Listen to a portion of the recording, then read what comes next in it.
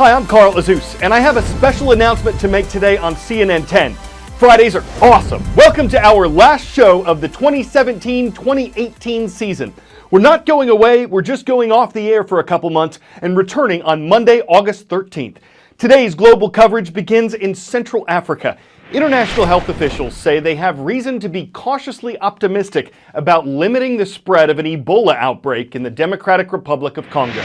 It was first reported in early May. Since then, there have been 54 cases identified in the DRC. That includes 25 people who've died from Ebola. On average, the virus kills about half of those who get it. Most of the cases in this outbreak were in a rural area. But what alarmed medical officials a couple weeks ago is that the disease had spread to a city named Mbandaka, where more than 1 million people live, and there were concerns that it could spread quickly there. So doctors started vaccinating people. The World Health Organization says more than 400 have been vaccinated so far. The drug is experimental. It's not approved everywhere, but the officials using it say it's both safe in humans and highly effective against the Ebola virus. Ebola, a highly infectious virus that's killed thousands and could go on to kill many more. The stakes are high. There have been at least 27 Ebola outbreaks reported since the virus was discovered in 1976, according to the CDC. This includes the 2014 West Africa outbreak, where more than 11,000 people died. So how can the world respond when so many lives are at stake? You need a huge operation to stop Ebola. Here are some of the weapons used to fight one of the world's deadliest viruses. Spot symptoms. It usually takes 8 to 10 days for symptoms such as a fever, vomiting, diarrhea to show up. Checking temperatures in affected regions, as well as at borders, can help catch the virus before it spreads any further. Isolate patients. Ebola spreads through bodily fluids such as blood or saliva, and even the tiniest amount can transmit the virus. If someone has Ebola, they need to be quarantined with minimal visitors. Trace contacts. The virus can easily be spread to family, friends, or anyone who's come in contact with the patient when they show symptoms. Contacts must be found, monitored, and if they show signs of Ebola, isolated. Suit up. Anyone in contact with the patient must be protected from head to toe. Even the smallest slip-up could lead to contamination and ultimately even death. The origin of Ebola is unknown, but scientists believe that bats are the most likely source. Administer vaccines. An experimental vaccine can now be deployed to the epicenter of an outbreak, given to people in contact with the infected and their contacts. It's a strategy known as ring vaccination. Distributing vaccines in remote areas can be a challenge, especially because they have to be stored in below freezing conditions. Altogether, these strategies can strangle the spread of Ebola, potentially saving thousands of lives in the process. At midnight Thursday night, new tariffs, which are like taxes, were set to take effect in the U.S. On imports from Canada, Europe, and Mexico, steel now costs an additional 25% to bring into America. Aluminum costs an extra 10%. These tariffs were announced in March, but Canada, Mexico, and the European Union were originally exempted from this, meaning the taxes didn't apply to them.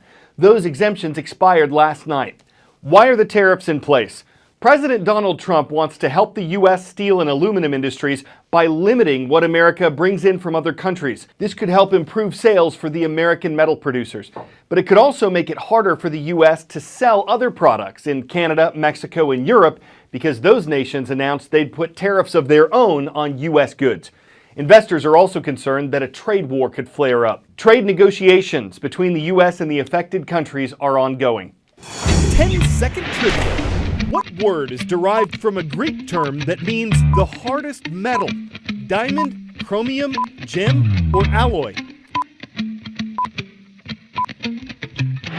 The Greek word atomos means the hardest metal or diamond.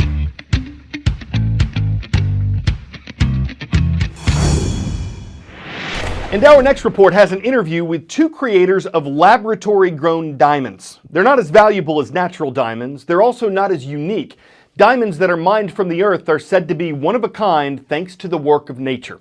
But it's sometimes hard to know where the real ones come from, if they're mined with child labor or if they've been sold to pay for weapons. And lab diamonds are a growing part of a valuable market. We have here 2 stones. Can you tell which one is the lab diamond and which one is the natural? They truly look identical to me. Is this the lab-grown diamond here? No, that's the natural one. Really? Wow, okay. You truly can't tell the difference. Because they're both diamonds. So this is where the magic happens. This is where you guys grow the diamonds. This is the diamond mine. How does one grow a diamond? We're using a ball of plasma energy and breaking apart hydrocarbon and raining the carbon down on seeds of diamond, atom by atom growing these diamonds. How long does it take to produce one of these About beauties? a month. About a month. How did you guys get inspired to start this business? When Jason and I talked about getting engaged, I said I did not want a natural diamond as part of our engagement. Why is that? I care about the origin of my products. I'm a conscientious gal. I care about where my eggs come from, where my products come from. And so we really set out to create a ring that used other materials. But what we learned through the process was that we wanted to have the longevity behind a material as strong, as durable as diamond.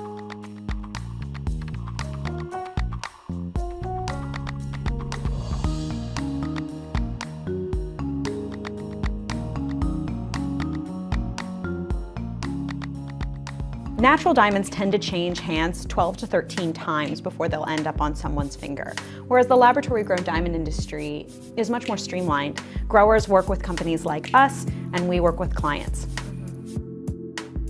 Can you explain to us why mine diamonds are bad for the environment? It takes hundreds of tons of rock being blasted out of the earth with diesel and dynamite to extract 1 carat of diamond. And so it's an incredibly energy intensive process, and diamond mining is getting less sustainable every single year. But is the origin story of diamonds part of their appeal? A natural diamond is a miracle of nature, but this is a miracle of human progress. And I find that far more compelling than something that just happened to come out of the earth.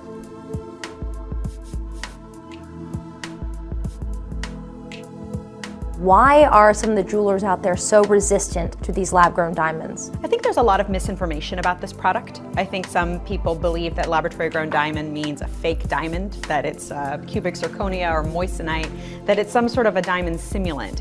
But laboratory-grown diamonds are diamonds. Right, they're real diamonds. They are. There's nothing different. There's nothing different except the origin.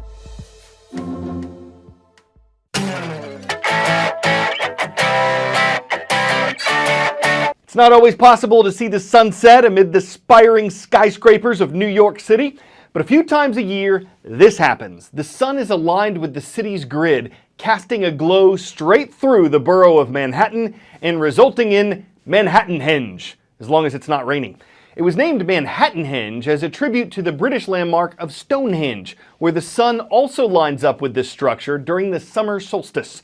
Of course, it might make some folks superstitious, but usually the sun's well off the grid, so even if it sheds new light on old horizons just 4 times a year, it's better than if it doesn't Manhattan at all.